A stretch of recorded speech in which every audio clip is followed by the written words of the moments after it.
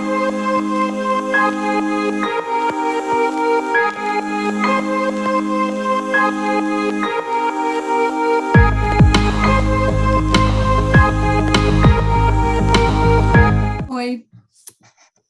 Boa noite, doutora Thaís. Boa noite, Albert, e a todos que estão participando. Então, para começar, eu só gostaria de agradecer a presença de todos, dar as boas-vindas à nossa primeira aula das Superligas. Aqui está participando a Liga da Pucamp, da Unicamp e da Mandic, da São Leopoldo Mandic. Agradeço a presença dos nossos coordenadores das ligas e principalmente a presença da doutora Thaís, que aceitou compartilhar com a gente essa aula de ceratocone. Convido também a todos para o 21º Congresso Caipira de Oftalmologia, que vai ser no dia 22 e 23 de julho, em Atibaia. E as inscrições podem acontecer até dia 10 de julho. Então, muito obrigada e uma ótima aula, doutora. Boa noite a todos. Vocês conseguem visualizar a minha tela, me escutar de forma adequada? Perfeito.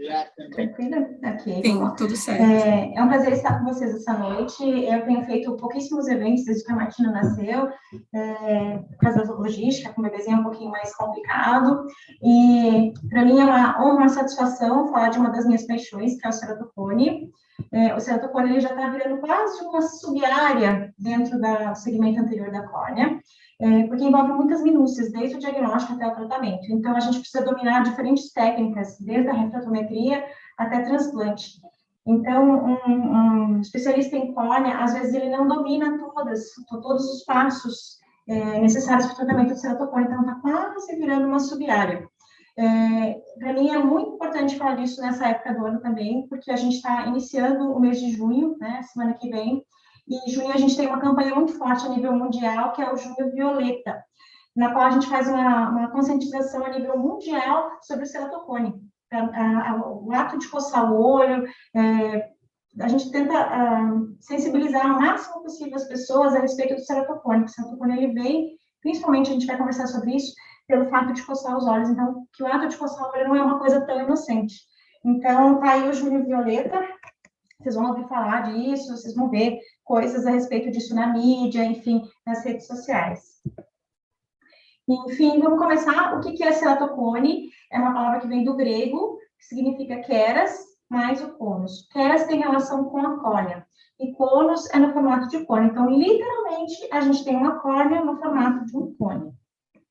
Se eu fosse um paciente, ou se eu fosse qualquer outra pessoa, e eu escutasse essa palavra pela primeira vez, aonde eu iria? No Google, tá? Então, se a gente for dar um Google, o que aparece para a gente no Google é isso aí, é uma condição em que o tecido transparente da superfície anterior do olho, ele até descreve, a córnea, se curva para fora. No ceratocone, esse tecido transparente em forma de cúpula que cobre o olho, que é a córnea, afina e se projeta para fora na forma de um cone. Eles colocam aqui como causa desconhecida, mas a gente vai conversar um pouquinho sobre isso, tá? Vamos lá. Tirando dos trabalhos, o que a gente tem? O ceratocone é a principal causa de ectasia primária. O que é ectasia? Ectasia é quando alguma coisa sai fora do lugar, tá? Ectase por fora, tá? Ectasia primária, ou seja, que a pessoa nasce ou que tem alguma condição genética que isso não é adquirido de forma cirúrgica, tá? A gente tem ectasias, o ceratocone é uma ectasia da córnea, existem outras, como a degeneração vaginal pelúcida, existem ectasias que podem ser induzidas, por exemplo, pós-cirurgia refrativa, pós-trauma, tá? E o que acontece com essa córnea? Ela fica mais fina e ela fica embarrigada, isso vem para frente. Isso gera alteração na visão, no grau, pode induzir astigmatismo, aberração, muda a topografia do paciente. Toda essa sopa aí, faz a sopa de coisas que acontecem aí na córnea, entre aspas, sopa, leva a uma piora da visão, uma pior qualidade de vida, né? É uma doença bilateral, mas ela é assimétrica, tá? Quem disse isso? Todos esses autores clássicos, Rabinovitz, Mastur, Romeu Gimenez. Vamos lá, a gente sabe que a córnea é esse tecido transparente avascular que reveste o segmento anterior do olho, um sexto anterior do olho. Ela é responsável por boa parte do poder refrativo do olho, tem aproximadamente 12 milímetros de diâmetro, né? E ela é composta por 5 camadas, tá? A gente tem 3 camadas bem delimitadas e 2 consideradas como membranas. A primeira camada, o epitélio, Depois do epitélio, a gente tem a membrana basal do epitélio renal, enfim, faz parte dessa camada. Depois a gente tem a camada de Bowman, que é considerada uma membrana, o estroma, a membrana de Descemet e o endotélio.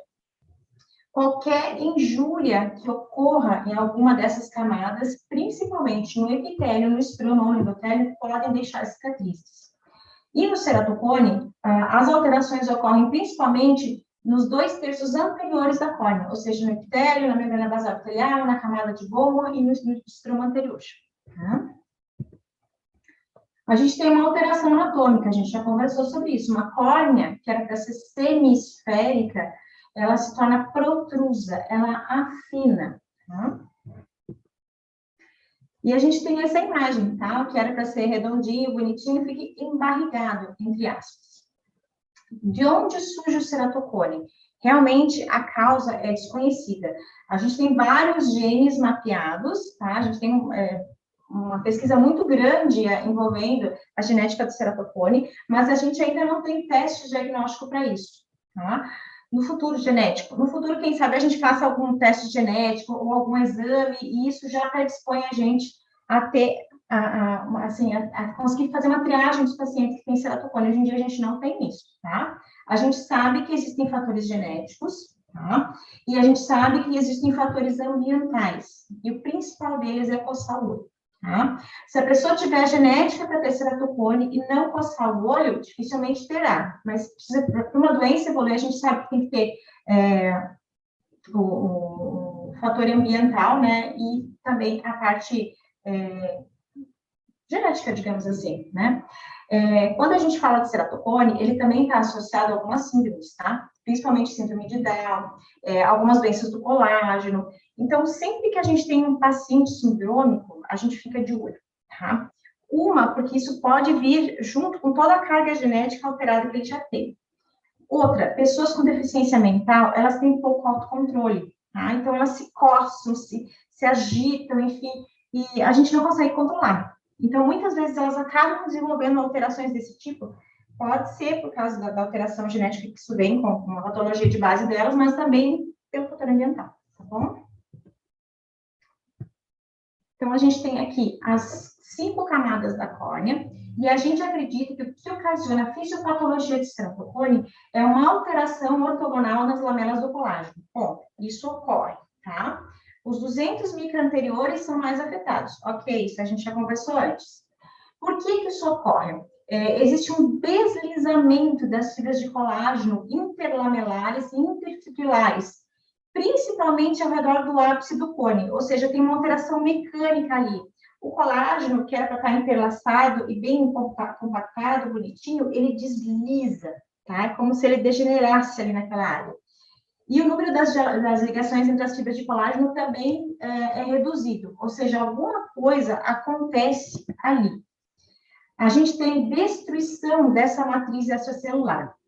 Bem, o estroma é a camada mais espessa da córnea, vocês conseguem ver aí uma foto. Essa foto do microscópio é uma foto tirada da minha tese de doutorado, a gente fez lá no laboratório do Dr. Miguel, e essas são as imagens que a gente tem, são lindas, né? A gente consegue ver as lamelas, claro que quando a gente faz a preparação histológica, elas se separam e a gordura, enfim, tudo que tem ali é degradado, por isso que ficam esses espaços em branco. Mas o que eu quero dizer assim é que na camada estromal, a gente tem ceratócito, que é a principal célula do estroma. Esse ceratócito é como se fosse um fibroblasto estromal modificado, tá? Ele não é um fibroblasto, mas é como se fosse. Ele que secreta essa matriz extracelular e fabrica as fibras de colágeno. E todo esse caldo está em volta dele. Então, ele está entrelaçado por essas fibras de colágeno. Tem toda uma matriz extracelular, como proteoglicanos, glicosaminoglicanas, enfim, um monte de substância ali agindo. A gente sabe que aquilo ali está tudo alterado quando a pessoa tem ceratocone. Tem destruição dessa rede onde o ceratócito está. E a gente tem aumento das atividades de enzimas proteolíticas, tá? Que são as metaloproteinases. É uma classe de enzimas que quebra parte das fibras de colágeno no estroma. Ou seja, acontece algum fenômeno ali no estroma que afeta toda a ligação da trama do colágeno e da matriz extracelular. E a gente tem diminuição da atividade da enzima aldeído deshidrogenase, que é uma enzima que cuida dos radicais livres, das espécies oxidantes da córnea, ou seja, a gente tem todo um aumento de inflamação ali naquele estroma e uma diminuição dos mecanismos que contêm essa inflamação, tá? Tudo isso acarreta em mudanças biomecânicas, tá? Acarreta uma alteração no formato daquele estroma e isso tem repercussão anatômica. Então, assim, a gente vai falar um pouquinho da epidemiologia. No estudo clássico americano, esse estudo ele levou 48 anos, os pacientes foram acompanhados durante todo esse tempo para ser feito. A gente tem uma prevalência de ceratocone nos Estados Unidos, mais ou menos de 54,5 casos em 100 mil indivíduos, tá? Aproximadamente 1 para cada 2 mil. E uma incidência de 2 casos novos em 100 mil habitantes por ano, tá? Esse é um estudo um pouco mais antigo, ele foi muito bem desenhado, muito bem conduzido, vejam, foram 48 anos de observação desses pacientes. E um estudo mais recente, nos Países Baixos, Holanda, né, documentou para a gente uma incidência anual de 1 caso para 100 mil habitantes, né, 1 para cada 7.500 habitantes, e uma prevalência de 256 casos em 100 mil habitantes, ou seja, 1 para cada 375 habitantes. Isso é 5 a 10 vezes maior, esse número, do que todos os outros, como eu posso dizer, todos os outros índices reportados em trabalhos anteriores, tá? A epidemiologia é bastante variável, né? Por quê? Porque, em primeiro lugar, é muito difícil a gente fazer um estudo populacional. Países desenvolvidos conseguem fazer isso de uma forma muito melhor e mais eficiente do que nós, Estados Unidos, Holanda. No Brasil, a gente não tem um estudo epidemiológico bem conduzido, tá? A gente se baseia por algumas casuísticas que a gente tem, mas a gente não tem uma epidemiologia estabelecida. E tudo varia, tá? Dizem que no Oriente Médio, na Ásia, a prevalência é maior. Varia por quê? Varia porque depende do critério diagnóstico que a gente adota, tá? Então, às vezes, um diz uma coisa, outro diz outra, a gente precisa levar muito em consideração o que o trabalho, como ele foi delineado e o que ele considera de critério diagnóstico. Tá? Quais são os sintomas do ceratocone? Bem, uma pessoa que tem a córnea que não é curva e semisférica como deveria, ela tem uma visão borrada, né? Ela não vai ter uma visão normal.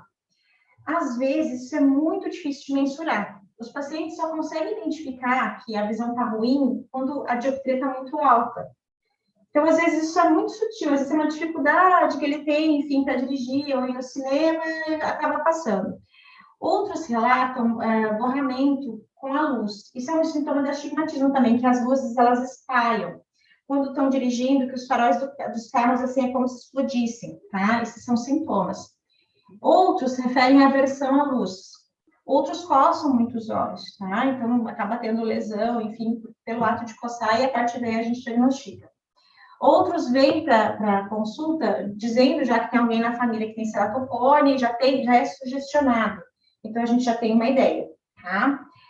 O ceratocone, ele tem uma tendência familiar, sim, tá? Não tem predominância, assim, de herança autossômica, predominância não existe, tá? Mas a gente sabe que quem tem ceratocone tem mais chance de ter filhos e familiares com ceratocone. Bom, tá? É que nem hipertensão, diabetes, que nem glaucoma. Um instantinho só. Então, na prática, quando tem uma pessoa com ceratocone, a gente sempre orienta a investigar todos os familiares, a falarem com os familiares que têm ceratocone e a instigar esses familiares a procurarem um médico. Tá? Vamos adiante. E como é que a gente faz o diagnóstico? Bem, é através da consulta. Tá? Não há outra forma de fazer diagnóstico, e é por isso que o oftalmologista é o único médico habilitado a cuidar da saúde ocular. Porque numa simples consulta, simples entre aspas, que o paciente acha que ele só vai lá ver o grau do óculos, não é bem assim, tá? É por aí que a gente pega a maioria das doenças que a gente faz diagnóstico. E muitas doenças, às vezes até sistêmicas, coisas graves, a gente pensa pela consulta oftalmológica, tá?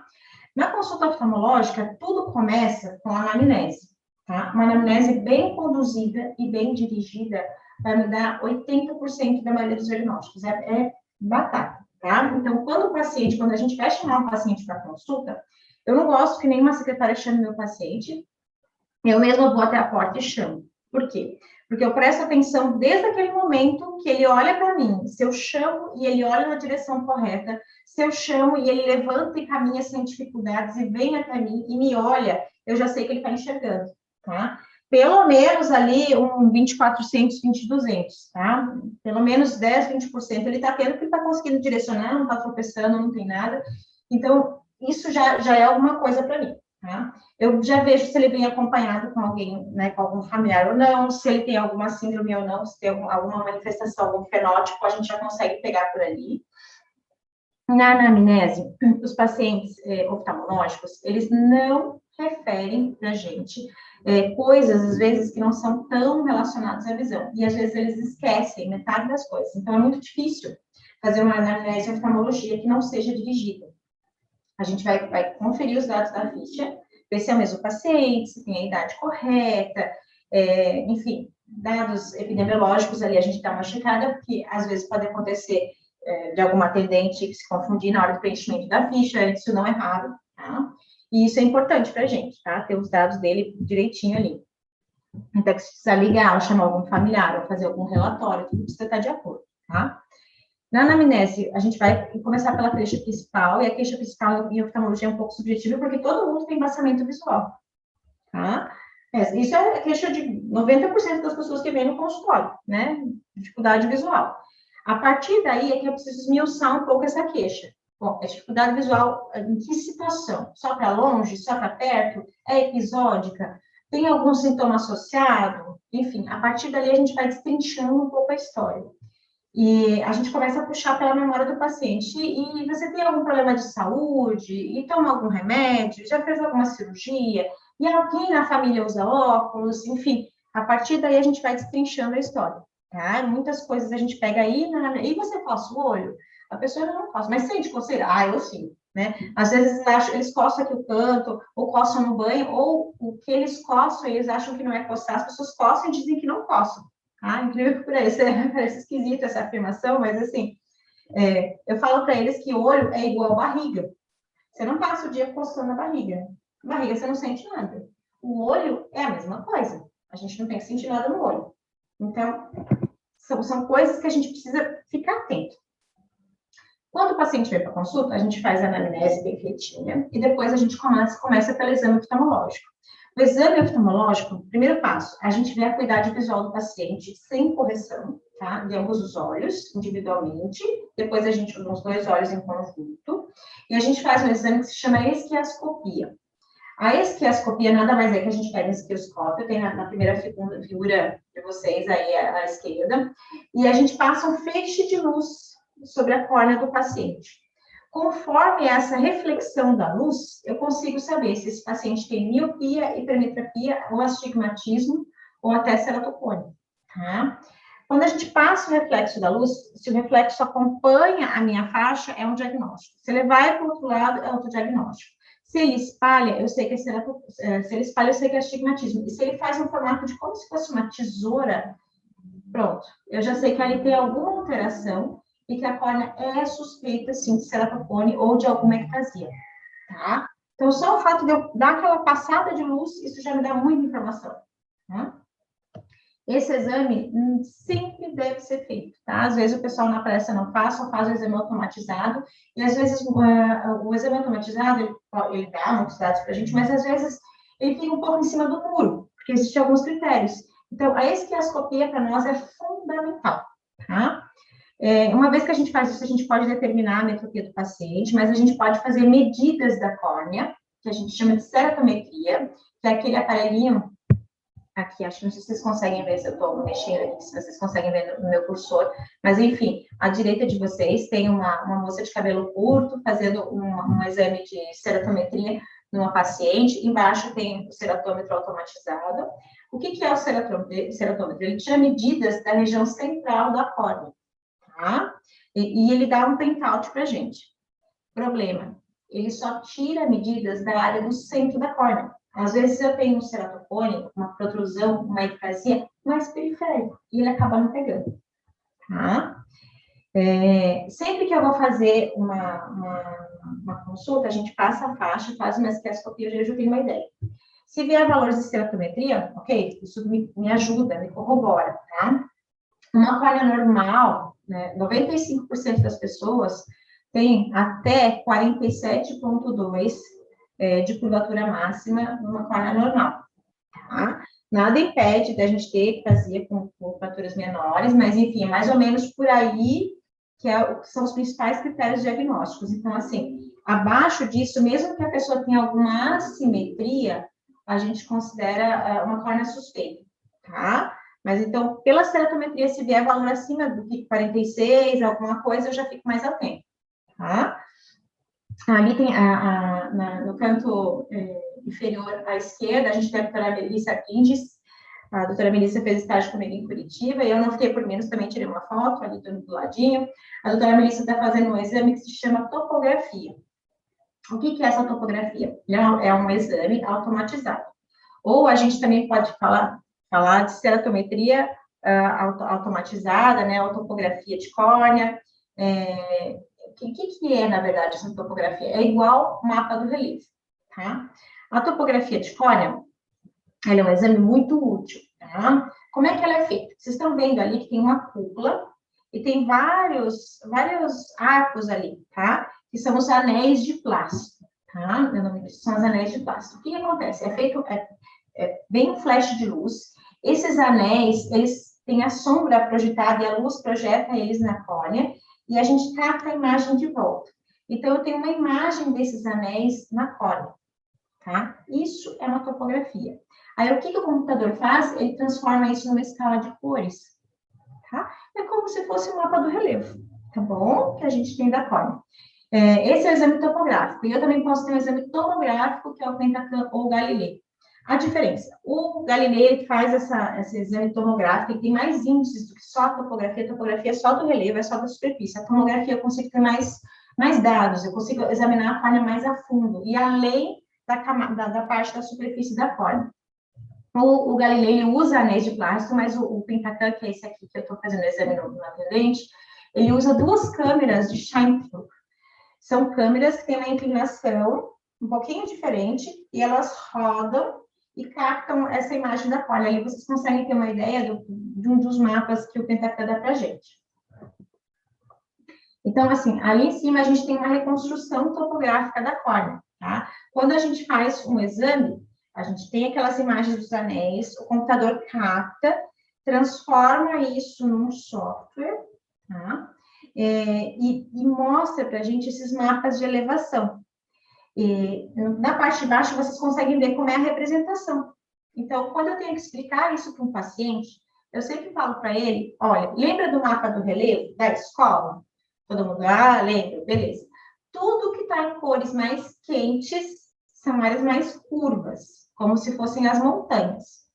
Tudo que está em cor mais fria são áreas mais planas, tá? Mais fundas, como se fossem as planícies e os lagos. Então, fica mais fácil de entender. Essas escalas a gente pode modificar. Eu posso inverter, tá? Então, na hora que eu vou fazer a leitura de um exame topográfico, eu preciso verificar se é isso mesmo, né? Se a parte mais curva está no vermelho e se a mais plana está no azulzinho, no verdinho, tá? Mas, a grosso modo, isso é uma convenção, a gente convenciona entre todos os oftalmologistas, né, que as cores quentes são para áreas mais curvas e as cores frias para áreas mais planas. E eu mostro esse exame para o paciente, convido ele a fazer um exercício mental comigo, ou seja, quando ele está vendo o exame, ele vai... a gente está vendo como se fosse uma área mais alta ali embaixo, como se fosse um bico, uma montanha. Isso é o ceratocone, tá? Quando que eu peço esses exames? O paciente veio para consulta, eu já tenho uma sugestão aí pela anamnésia, eu fiz a ceratometria, eu fiz a estereoscopia e vieram alteradas. Então, eu solicito exames subsidiários, tá? Que é a topografia ou a tomografia. Existem outros exames que a gente também pode fazer para diagnóstico, tá? Geralmente casos suspeitos, casos que ficam em cima do muro, casos que estão ali no limbo de diagnóstico um pouquinho mais difícil, a gente pode solicitar mais exames diagnósticos para avaliar a esterese da córnea, tá? Por quê? Porque uma córnea com ceratocone, ela é uma córnea mais molenga, tá? Então, eu posso avaliar a esterese, que é a dureza da córnea, tá? Tem mais. Existem outros trabalhos que dizem para a gente que quando a gente tem uma alteração no estroma, uma alteração da córnea no ceratocone, por exemplo, não é só no estroma, ela tem uma alteração epitelial adjacente, ou seja, o estroma afina e o epitélio altera em cima também, para tentar compensar aquela área que fica toda fora de formato ali, que as fibras de colágeno deslizam, fica mais afinado ali, e em cima o epitélio ele tenta se reorganizar de uma forma para tentar compensar isso. E a gente consegue ver em mapas epiteliais. Então, em casos em que a gente tem dificuldade de fazer diagnóstica, ou que isso não está tão evidente na esquiascopia, na ceratometria, na topografia ou na tomografia, a gente pode lançar a mão de mapas epiteliais para fazer esse diagnóstico, e a gente também pode lançar a mão de fazer a avaliação da esterese ou da dureza corneana, através do Corvus, que é um aparelho bem moderno. Esses aparelhos, essas análises, elas surgiram faz pouquíssimo tempo, não tem 5 anos, tá? O Corvus, ele é um aparelho um pouquinho diferente. Ele solta como se fosse um jato controlado de ar, e ele mede o quanto a córnea balança, entre aspas. Ele já tem estipulado lá o quanto uma córnea normal deveria mexer, né? Tem os gráficos, assim. E se ela balança mais do que isso, então eu sei que ela está mais molenga. Então, é uma córnea predisposta a ter ceratocone ou ter ectasia, tá? Existem casos, às vezes, pré-cirúrgicos, pré-cirurgia refrativa, que a gente não sabe se aquela córnea é uma córnea alterada ou é uma córnea normal para operar a pessoa. Veja, quando a gente vai fazer uma cirurgia refrativa, o laser, ele consome tecido. Eu abro o tecido, eu queimo o tecido, tá? Então, eu consumo tecido, consumo estroma saudável da pessoa. Se ela já tiver uma córnea com alteração biomecânica, uma córnea mais afinada ou mais molenga, isso é desastre na certa. Então, assim, não só para fazer diagnóstico a gente utiliza todo esse arsenal, mas também para fazer um arcabouço pré-operatório, tá? A gente teve muitos pacientes no passado que a gente operava e evoluía com ectasia e a gente não sabia por quê. Hoje a gente compreende que isso tem a ver com a biomecânica da córnea, tá? E a biomecânica tem tudo a ver com o ceratocone, com a ectasia e com esses exames, tá? Então, assim, esses são os mapas topográficos ali. À sua esquerda, a gente tem um exame de topografia. E à direita, a gente tem um mapa topográfico do Pentacam, tá? Para vocês verem que a coisa se assemelha bastante, né? Existem vários padrões de encurvamento da córnea. Não necessariamente que esse encurvamento vai ser na região central, tá? Às vezes essa barriga é mais para cima ou mais para baixo, ou ela tem alguma área de irregularidade, tá? Então, eu peço desculpas aqui que a campainha está tocando.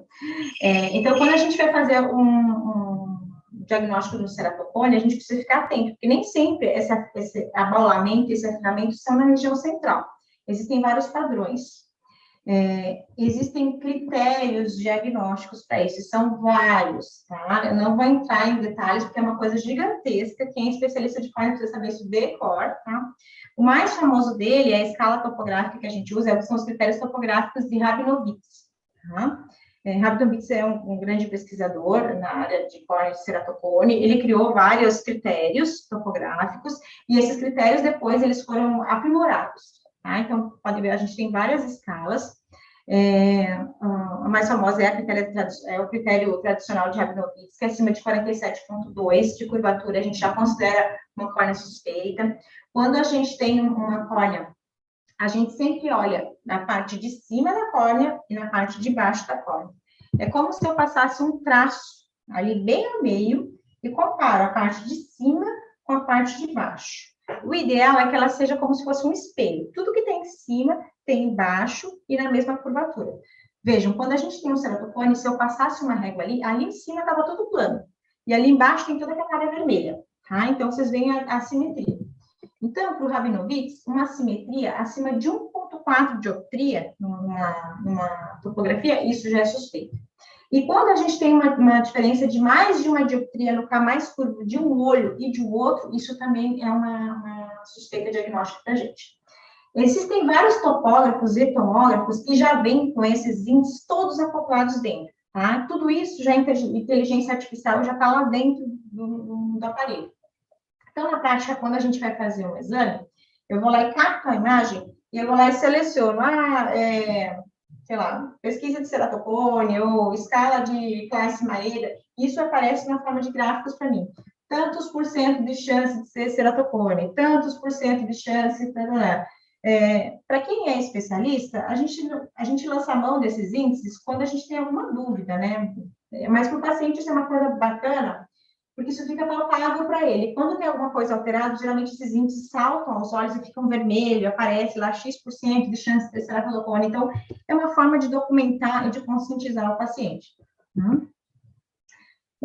Aqui também, tudo isso foi tirado, esses gráficos, essas imagens desse trabalho, que é um artigo brasileiro, é um dos mais recentes, de revisão sobre ceratocone, do nosso colega Guilherme Hilbert, e foi feito sob os auspícios do Dr. Renato Ambrosio Júnior, que é um grande pesquisador brasileiro, tá, de ceratocone. Ele estuda muito a biomecânica da córnea, estuda muito sobre cirurgia refrativa.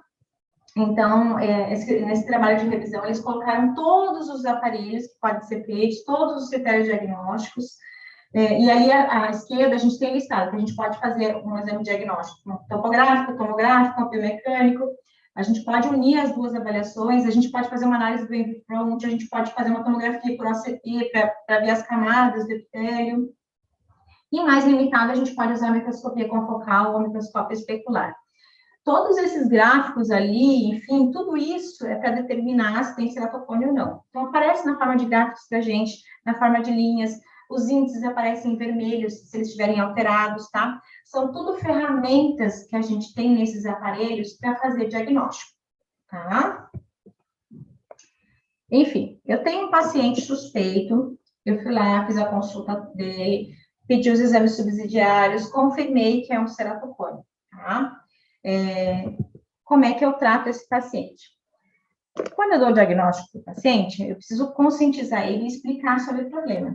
Senão, a primeira coisa que ele vai fazer, ele vai sair do consultório, vai dar um Google e vai ver uma infinidade de coisa lá, tá? Eles ficam perdidos. Então, a gente precisa dar um norte para esse paciente. Vamos lá. Vamos esclarecer o que é o ceratocone. Bom, ceratocone é uma doença que afeta a córnea. Não tem cura, mas tem tratamento. É igual hipertensão ou diabetes, tá? Como é que a gente vai tratar o ceratocone? Por que ele surge, tá? Então, a gente vai começar por aí. Ele surge pelo fato da pessoa ter uma tendência genética e, em muitos casos, coçar os olhos. Então, o primeiro pilar do tratamento vai ser não coçar os olhos, tá? Tratar a coceira. Daí você pergunta para o paciente, coça? Não, não coça. Mas sente coceira? Sim. Então, nós vamos tratar, tá? Tem paciente que coça o olho e nem sabe que está coçando. Às vezes coça dormindo, crianças, tá? Tem paciente com distúrbio mental que também não tem controle, enfim, em algum momento lá ninguém está vendo, ele coça, tá? Então, o ato de coçar o olho é o que desencadeia o ceratocone e piora ele. Então, nós vamos tratar a coceira, tá? Como é que nós vamos tratar a coceira? Na parte oftalmológica, poucas medicações via oral, elas funcionam nos olhos, tá? Elas têm uma penetração boa no corpo, enfim, eles melhoram toda a parte sistêmica, mas nos olhos elas são meio limitadas. Geralmente, um paciente que tem coceira nos olhos, a mesma mucosa que reveste os olhos, reveste o nariz e reveste os brônquios. Então, ele tem todo o quadro alérgico, às vezes até a pele, tá? Também. Ele tem todo o quadro alérgico atrás também. Às vezes ele tem rinite, bronquite, tem dermatite atópica. Então, por aí, a gente também já consegue pensar alguma coisa. Da parte oftalmológica, é colírio ou pomar, tá? Existem várias classes de colírios. A gente pode usar só colírio antihistamínico, a gente pode usar antihistamínico e inibidor de leucotriene, inibidor de mastócito, enfim. Existem colírios que agem só no mecanismo da alergia, existem colírios que agem em 2, existem colírios que agem em 3. Tudo vai depender do estágio em que o paciente se encontra, tanto que ele coça o olho. Fora esses colírios antialérgicos, a gente tem colírio de corticoide, tá? A gente tem glicocorticoide em várias gradações que eu também posso lançar a mão. Enfim, estou dando corticoide, estou dando antialérgico, não resolveu, eu passo para medicações um pouquinho mais complexas, que são os imunomoduladores. A gente pode usar tacrolimus, tá? E a gente também pode lançar a mão de uma outra medicação, que é o Restas, tá? Que é a ciclosporina tópica. O Restas é um nome comercial, enfim, não tenho ligação nenhuma com a indústria, mas a gente encontra na farmácia, mas é um pouco mais caro, são na forma de ampolas, que o paciente tem que usar e descartar. E o tacrolimus a gente pode fazer na forma de colírio ou na forma de pomada. Aí a gente manda manipular, tá? Então, para a gente seria esse o fim da linha do tratamento. Mas tem todo um arcabouço antes que a gente lance a mão, tá bom? Então, assim, em primeiro lugar, a coceira precisa ser eliminada, tá? Eu explico para o paciente que o tratamento dele é como se fosse uma pirâmide com 3 degraus e um corrimão, 2 corrimões, digamos assim.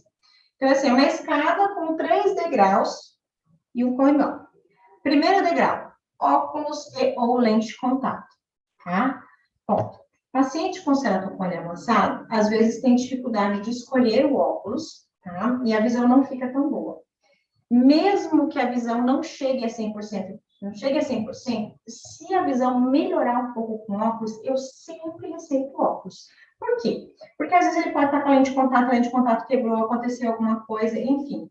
O óculos, mesmo que ele não forneça a melhor correção para ele, se de alguma forma ajudar ele, ele vai ter esse óculos em casa, é como se fosse um pneu de step.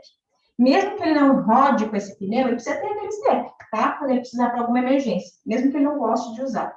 Então, se o paciente melhora um pouco a visão com óculos, a gente receita. Só que a refração em ceratocone é muito desafiadora, tá? Quem trabalha com isso sabe que é complicado. Quando a gente vai fazer a refratometria desses pacientes, para dilatar a pupila, é complicadíssimo. Então, a gente não consegue estipular o grau se a gente dilata a pupila. Por quê? Porque a gente tem uma córnea que não é redonda como deveria, a gente tem uma córnea picuda. O raio luminoso bate ali e ele espalha em várias direções. A gente não consegue juntar aquele feixe de luz e a imagem não se forma com nitidez na retina. Então, assim, por mais que a gente possa dilatar a pupila e tal, a hora que a gente vai fazer a refratometria dinâmica é que vai mandar para a gente no ceratocone, tá bom? A gente precisa dilatar para deixar isso documentado no prontuário, mas precisa ter muito cuidado, porque o paciente não anda por aí dilatado e o ceratocone é mais aberração ainda. Então, é preciso ir com calma. Precisa ter muita paciência para fazer essa refração, tá? A gente precisa ir e voltar várias vezes. Tem mais. Eu explico para ele assim. Uma coisa é você sentado aqui, olhando reto para frente no painel. Outra coisa é você, depois em casa, fazendo as suas coisas. Então, eu oriento assim. Primeira semana é a semana de adaptação. Se não tiver bacana, você vai voltar para eu te ver. E a gente vai refazer esse óculos tantas vezes quantas forem necessárias. Às vezes eles fazem o óculos, não fica bacana, eles vêm, a gente ajusta mais um pouquinho e a vida segue, tá? Então, a gente não pode ter preguiça, nem o paciente de vir e dizer pra gente que não tá bacana, tá? Lente de contato. A lente de contato, a gente tem uma córnea que é uma córnea bicuda. Se a gente for colocar uma lente de contato gelatinosa, a gente não vai conseguir corrigir aquela aberração. Por quê? Porque ela não vai adaptar direitinho, ela vai ficar raspando aqui no bico do cone e não vai conseguir dar a visão satisfatória, tá? Quando a gente tem uma lente gelatinosa, geralmente o paciente com cone ele tem astigmatismo também. Eu precisaria usar um modelo tórico. O que é esse modelo tórico? Ela tem um prisma de lastro que corrige o astigmatismo naquele eixo. Se ela fica sambando no olho do paciente, ela não tem estabilidade. Não vai conseguir dar boa visão, pelo contrário, isso vai atrapalhar. E se ela fica frouxa, raspando ali naquela área que está mais bicuda, o que acontece? Ela induz inflamação naquele lugar e ela pode predispor a piora do ceratocone, porque ocasiona uma área ali que aquilo fica roçando, raspando e inflama. E isso aumenta o número de proteínas de reação inflamatória, aí desencadeia aquelas metaloproteinases, tudo aquilo acontece. Ou seja, além de não corrigir, eu ainda posso induzir a progressão do ceratocone. Então, a gente evita utilizar a lente de contato gelatinosa em paciente com ceratocone, a não ser alguns casos muito isolados, que a gente tem certeza que esse paciente não vai evoluir, tá? Ou que a gente acompanhe, seja um paciente mais velho, enfim, casos muito selecionados. Eu não falei para vocês antes que, assim, o ceratocone, ele não tem uma predileção por etnia, ele não tem predileção por sexo, mas ele afeta mais adultos e adolescentes e jovens, tá? A criança menorzinha que eu tenho no consultório tem 5 anos de idade. Então, vocês verem, a partir dali, a gente começa a pensar paciente com ceratocone, tá? Então, muito importante, pais, crianças a nível escolar, não deixar coçar os olhos e fazer o acompanhamento desde cedo. Claro, é uma doença mais prevalente em jovem e muitos dos que a gente tem no consultório, a gente acaba pegando quando eles vão tirar carta de motorista, tá? Quando vão fazer CNH, eles não passam o exame da CNH e daí eles vêm e a gente faz o diagnóstico, tá? Dizem que o ceratocone, ele estabiliza até os 40 anos. O paciente diz, não, ele não vai mais evoluir a partir dos 40. Não, isso não funciona assim. Vamos lá. A gente tem a nossa córnea, a nossa fisiologia, a córnea, ela vem enrijecendo ao longo da vida, tá? Perto dos 40 anos, ela já é mais rígida, então é menos chance dela evoluir. Mas se eu tenho um paciente coçador de olho, esse mecanismo continua, essa inflamação continua aí, tá? Então, ele não estabiliza. Então, não é bem assim, né? A gente sabe que em medicina nem sempre, nem nunca. Então, quando a gente tem um paciente com ceratocone, eu falo para eles, olha, ele afeta mais pacientes jovens, mas pode ter pacientes adultos mais velhos se a pessoa continuar coçando o olho, tá? Existem mais de 500 tipos de lente de contato só com ceratocone, tá? Sempre os melhores modelos são os modelos, antigamente chamavam de rígido, hoje a gente chama de gás permeável, tá? Só um pouco melhor para o paciente. Se eu falar rígido, alguma pessoa pode se assustar, tá? Eles são de um material muito bacana, são materiais que permitem a oxigenação dos olhos. Existem lentes de apoio corneano e lentes de apoio escleral, tá? Quando a gente fala de apoio corneano, são lentes um pouquinho menores que apoiam na córnea. Quando a visão não fica boa, não fica satisfatória, ou o paciente quer evoluir para mais alguma coisa, a gente acaba adaptando lentes um pouquinho maiores, eu estou mostrando aqui para vocês na foto, que são as lentes esclerais, tá? É muito difícil a gente não conseguir adaptar uma lente de contato hoje em dia no paciente, tá? 90% dos pacientes que a gente tenta da adaptação, a gente tem sucesso. Fatores de insucesso. Às vezes as pessoas não conseguem manipular de forma correta a lente de contato. Elas têm medo de colocar a mão no olho, não conseguem. Tem gente que tem fobia, tem gente que tem dificuldade motora, gente mais velha, às vezes que nunca utilizou a lente também tem mais dificuldade, tá? E muitos até têm preconceito, tá? Tem medo que nunca, vai doer. Enfim, a gente, no consultório, precisa fazer um trabalho de conscientização, dizer, não, calma, nós vamos fazer o teste. A gente só vai experimentar em você. Se ficar boa a visão e você quiser utilizar lentes de contato, ela tem a mesma função de óculos, que é uma função visual. Ela não vai parar o ceratocone, mas na maioria dos casos ela consegue dar uma visão um pouco mais satisfatória. Por quê? Porque ela se encaixa sob medida, como se fosse eu falo sempre um chapéu numa cabeça, e a gente consegue regularizar um pouco essa superfície, tá? Então, eu ofereço para o paciente, olha, se a sua visão melhorar um pouco com óculos, a receita do óculos eu vou te dar igual.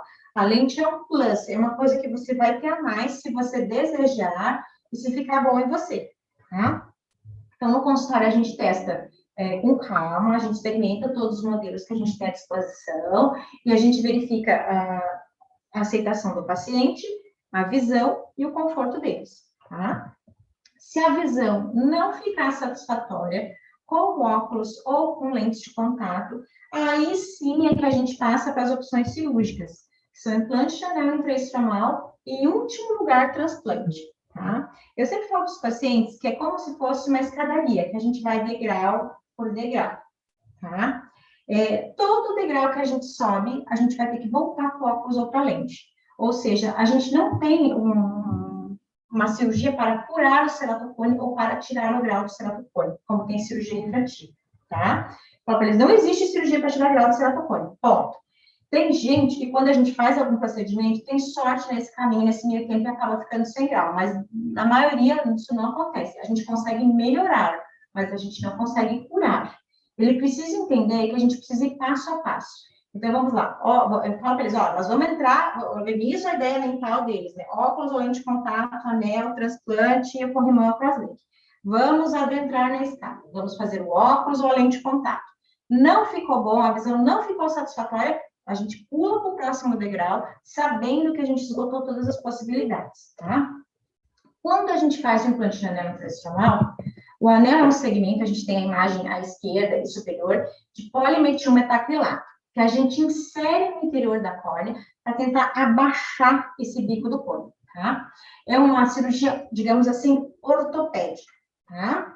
É claro que a gente escolhe se vai botar um segmento, 2 segmentos, o tamanho do arco, a espessura, tentando regularizar o máximo que a gente pode aquela córnea e tentando baixar mesmo a curvatura, tá? A gente não pode garantir para o paciente que grau que vai sobrar, o quanto vai sobrar, enfim, como vai ficar.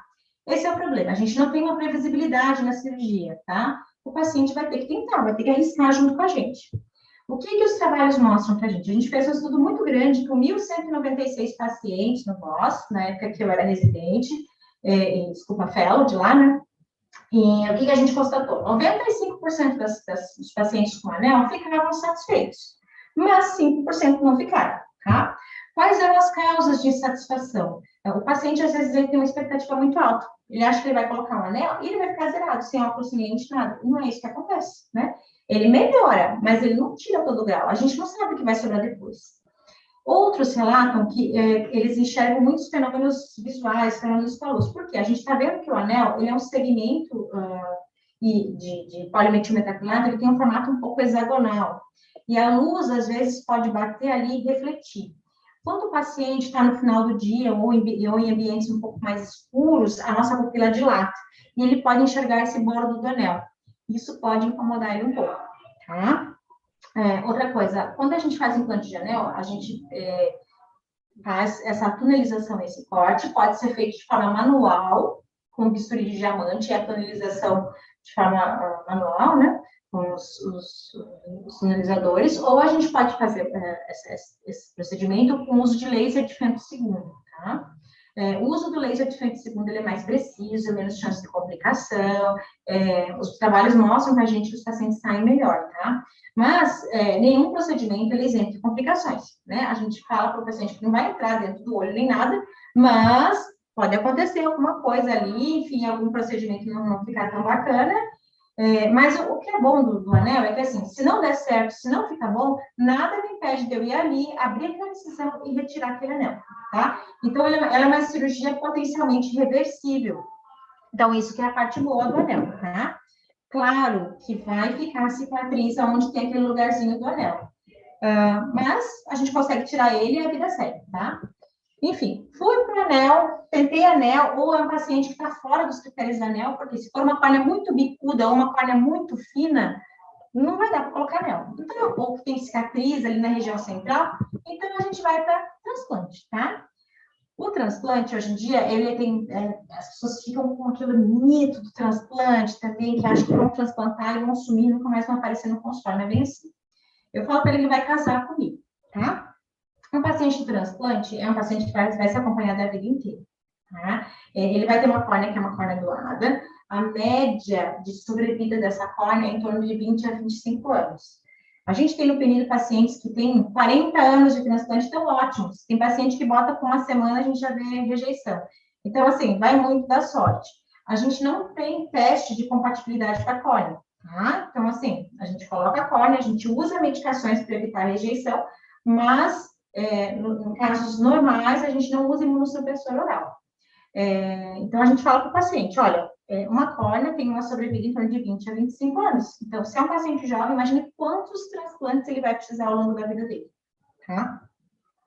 Existem duas formas de transplante. A gente pode trocar a córnea inteira, todos os segmentos da córnea, ou a gente pode trocar só parte do estroma para cima, que a gente chama de DALC, que é Deep Anterior Lamellar Keratoplasty, que é o transplante anterior só da córnea, só da parte de cima, tá? O que os trabalhos mostram para a gente? Quando a gente faz um DALC, a chance de rejeição é menor, porque a gente deixa o endotélio e a membrana descemer. E a maior causa de rejeição, as rejeições existem 3 tipos. E a mais severa é a rejeição endotelial. Se a gente deixa o endotélio, então costuma ser um pouco melhor. Tecnicamente falando, ele é mais difícil para fazer, tá? Para separar as lamelas.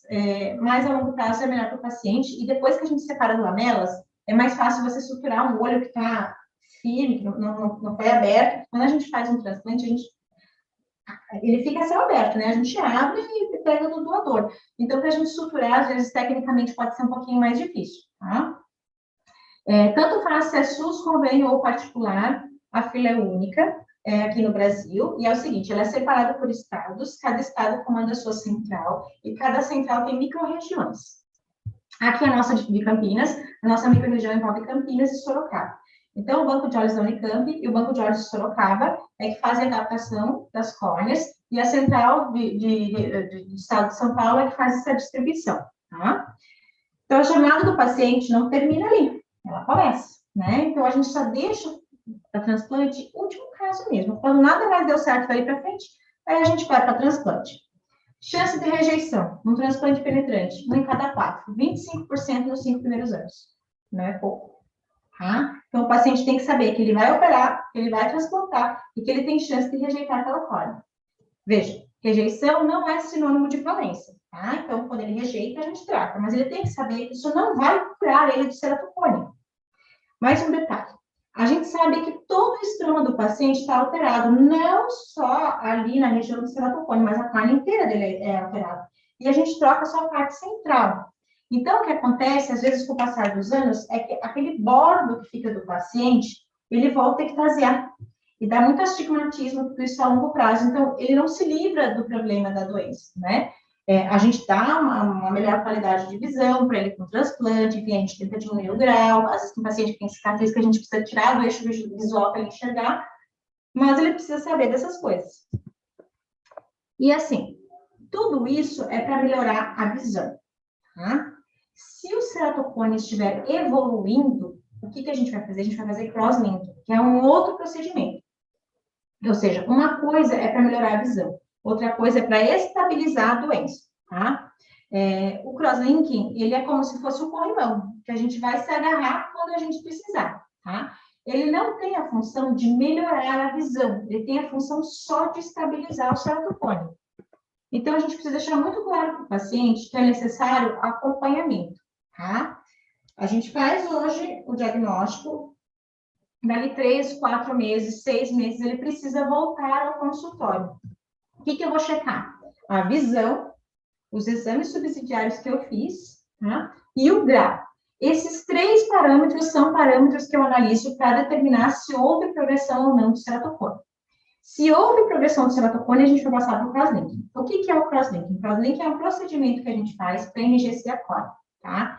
Ele foi feito inicialmente na década de 90, lá em Dresden, do Dr. Theo Seiler. O Dr. Theo Seiler vira e mexe aqui no Brasil, é muito querido, muito solícito, vocês vão encontrar ele nos congressos, tá? Qual é o princípio? Bom, a gente tem uma córnea e uma matriz celular mais fraca, entre aspas. Nós precisamos enrijecer isso. Como é que nós vamos fazer isso? Dando substrato para isso e fortalecendo as ligações desse colágeno, que são frouxas e se desfazem. A gente faz isso com colírio de vitamina B, que é a riboflavina, e uma radiação ultravioleta especial, que é a UVA, tá? Bom, a molécula de riboflavina é uma molécula grande, e ela tem carga negativa.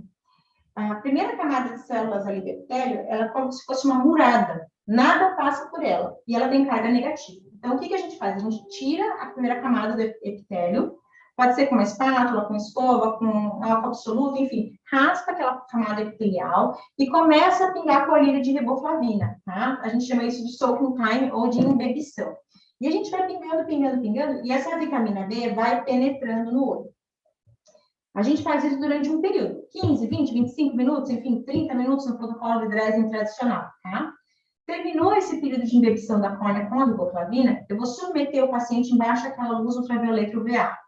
Essa UVA, mais essa vitamina B que penetrou na córnea, e mais o oxigênio do ar, fazem uma reação química e essa vitamina B, ela se enrola nas fibras de colágeno, facilitando a compactação, tá? Isso é o crosslinking. Esse crosslinking, esse fenômeno ocorre inicialmente, ele começa a acontecer no momento que eu estou fazendo essa radiação, mas ele continua a acontecer nos próximos 6 meses, tá? Então, eu falo para o paciente que o resultado final, entre aspas, a gente vai ter com mais propriedade a partir de 3 meses. A gente vai conseguir avaliar, bom, esse crosslinking pegou ou não pegou, ou até 6 meses, tá? Então, isso continua agindo. A primeira semana fica bem embaçada, a gente precisa avisar ele que a visão vai ficar danada. O objetivo não é melhorar a visão, mas que com o passar do tempo com a cicatrização, a gente vai dando polir, ajudando ele a melhorar, a coisa vai. Ele não pode ter pressa, né, assim, para ver se deu certo ou não faz nem que, porque essa remodelação ali do estroma, ela demora um pouquinho para acontecer, tá? Então, assim, a gente usa o crosslinking para parar a progressão do ceratocone. Tem gente que fala para congelar o ceratocone, só que eu não gosto de usar essa palavra, porque a gente acha que a gente vai fazer alguma coisa com frio lá no centro cirúrgico. Não tem nada disso, tá? Então, a gente usa para estabilizar o ceratocone, mas quando a pessoa também tem uma visão boa. Porque não adianta eu parar a estabilizar uma doença, fazer compactar uma córnea se a visão for ruim. Então, a gente precisa atuar nas duas frentes quando a gente tem o ceratocone, em melhorar a visão do paciente e em controlar a progressão da doença, ficar de olho nisso, tá? Então, quando a gente escolhe, quando a gente define o tratamento, eu preciso avaliar algumas coisas com ele. Bom, eu preciso melhorar a visão, ou eu preciso estabelecer a progressão do ceratocone, ou eu preciso fazer as duas coisas ao mesmo tempo, né? O paciente, ele tem boa visão com óculos ou com lente de contato, e ele é capaz de utilizar isso, ele tem condições de utilizar tudo isso, né? Mas, em primeiro lugar, não coçar os olhos. Por quê? Porque se a gente não tiver com alergia controlada, nenhum desses tratamentos vai funcionar, tá? A gente não pode fazer um crosslinking num paciente que está com uma córnea com alergia ou com um olho inflamado, porque vai derreter essa córnea, tá? Se eu for colocar um anel, ele vai destruir. E se eu for fazer um transplante, ele vai rejeitar. Então, nada vai dar certo se eu não controlar a coceira, se eu não controlar esse processo alérgico dele primeiro. Tá bom? Então, acho que era esse o recado que eu queria dar para vocês. Não coçar os olhos, o ato de coçar o olho, ele não é um ato inocente. E eu estou aberta a perguntas, enfim, as dúvidas que vocês tiverem, tá? Eu usei uma linguagem um pouco mais coloquial, como eu faço com os pacientes mesmo no consultório, que eu acho que fica mais legal, e eu gosto de exemplificar também para eles, com situações do cotidiano, que ele precisa entender tanto quanto eu o problema dele. Nós vamos caminhar juntos, né, na jornada do ceratocone. Aqui, doutora. Você comentou sobre a duração dos transplantes. Se eu troco um transplante por outro, aumenta a chance de rejeição? Sim. Cada novo transplante que eu faço, aumenta a taxa de rejeição em 9 vezes. Então, ou seja, vai ser para sempre o complemento, tá? Então, por isso que a gente não fica trocando, a gente evita de transplantar, porque a gente sabe que a longo prazo a pessoa vai precisar de vários, né? Se Deus quiser, que ele vai durar bastante, mas pode acontecer de não durar e a gente precisar. E cada vez que eu coloco um órgão que não é dela, eu posso ativar o sistema imune, tá? Então, sim, tá? É o seguinte, a gente pode fazer até 4 transplantes sem destruir o paciente, no mesmo olho, por rejeição, tá? Ou por falência. Então, fiz o transplante, rejeitou, não deu certo, né? Até 4 vezes. Chegou no quarto, quando eu vou para o quinto, eu preciso imunosuprimir o paciente. Então, esse é um problema, tá? Então, imagina logo Doutora, você falou, se eu tiver... Você tinha falado que o paciente acaba casando com você, né? Que tem que faltar. Você tem um período de adaptação que você fala bem assim, agora está mais difícil de ter uma rejeição. Nesse caso aqui, acho que vai dar certo esse transplante, eu vou conseguir levar ele por mais tempo. Você tem um período de revisão, assim, que a pessoa fica um pouquinho menos apegada à consulta com você? Vamos lá. Quando a gente faz um transplante, os 3 primeiros meses, eles são definitivos, tá? A gente sabe se ele vai vingar ou não nos 3 primeiros meses, digamos assim, vingar. Eu falo para o paciente que é que nem uma plantinha, que a gente planta num vaso e rega, tá? E torce, né? A gente não sabe se aquela plantinha vai vingar, né? É esse o termo que eu uso, e é exatamente assim que o ceratocone. O transplante, ele tem 3 meses para clarear, no momento que eu coloco ele. Se ele não clareia, a gente chama isso de falência primária, tá? E eu reinscrevo na fila do transplante e ele tem prioridade na fila, tá? Ele é como se fosse um paciente com infecção grave, então ele passa na frente dos outros, tá? Não é bem fura fila, mas existem critérios de prioridade, e falência primária é um deles. Então, naqueles 3 primeiros meses, o transplante precisa clarear, tá? A partir de 3 meses, 3, 4 meses, a gente começa a trabalhar. O transplante clareou, cicatrizou, epitelizou, tá tudo bem, os bordos, os pontos, ok? A partir daí, a gente começa a trabalhar com a refração dele, a gente começa a tirar pontos, tá? Então, o período crítico para um transplante pegar são os 3 primeiros meses. Mas os 5 primeiros anos é que são mais difíceis para rejeição, tá? Então, no começo, ele vai vir bem seguidinho, nos 3 primeiros meses. Depois, eu vou começar a trabalhar a retirada de pontos, conforme o grau do paciente. A partir dali, ele começa a vir mais seguido também para eu retirar os pontos que precisam. E a partir dali, a cada 3 meses, depois a cada 6 meses, depois pelo menos de uma vez ao ano, tá? Então, mas os 5 primeiros anos é que são mais difíceis. O primeiro ano, eu falo para o paciente que o pós-operatório todo dele vai durar um ano, né? Porque o primeiro ano é mais difícil. Os 3 primeiros meses para fazer pegar esse transplante, de 3 a 6 meses para fazer a estabilização do grau, e depois eu vou ficar meio de olho nele. Tanto tudo bem, com um ano, arrivederci, vejo você mais seguido, mais adiante, não tão seguido. Ah, entendi. Então, acho que é isso, doutora. Ok, então, pessoal. Então, eu Obrigada agradeço pela a oportunidade. aula, viu? Muito obrigada, gente, que Eu agradece. sei que às vezes alguma pergunta. informação nova, diferente para vocês aí. Há uma pergunta no chat. Tem mais uma. O laser de Fento é uma forma de tratamento? O laser de Fento II, ele é uma ferramenta para inserção do anel. Não é ele que trata, é o anel, tá? Então, ele é uma ferramenta para eu poder inserir o anel, né? Ele é usado não só na cirurgia de implante de anel, mas ele pode ser usado, ele confecciona o corte e a difusão das lamelas da córnea, tá? Então, assim, ele é uma ferramenta, tá? Ele induz bolhas de ar, bolhas de cavitação, que ele chama. Ele joga ar dentro daquele lugar, e através daquele ar, as lamelas vão separando e eu consigo fazer o que eu preciso fazer. Então, a gente usa para implantar anel, para fazer, enfim, ele faz, entre aspas, um corte, mas não é um corte com lâmina, é com ar, né? Para fazer o transplante também, os cortes modulados e transplante para tudo isso. Então, não é ele que trata, ele é uma ferramenta, né, que a gente usa nos tratamentos. É como se fosse um microscópio. Eu acho que é isso, gente. Pessoal, obrigada mais uma vez. Boa noite, um prazer. Eu estou sempre à disposição. Tchau, Então, agradeço pessoal, a participação, então, da São Leopoldo Mandic, da PUCamp e da Unicamp, e da Sociedade de Medicina e Cirurgia de Campinas. Agradeço a presença da doutora Elvira e do doutor Marcelo, que estão aqui, e também do representante do Albert da Sociedade de Medicina. Boa noite a todos e até a próxima, gente. Boa noite, tchau, tchau. Tchau, tchau. Obrigada, doutora, mais uma vez.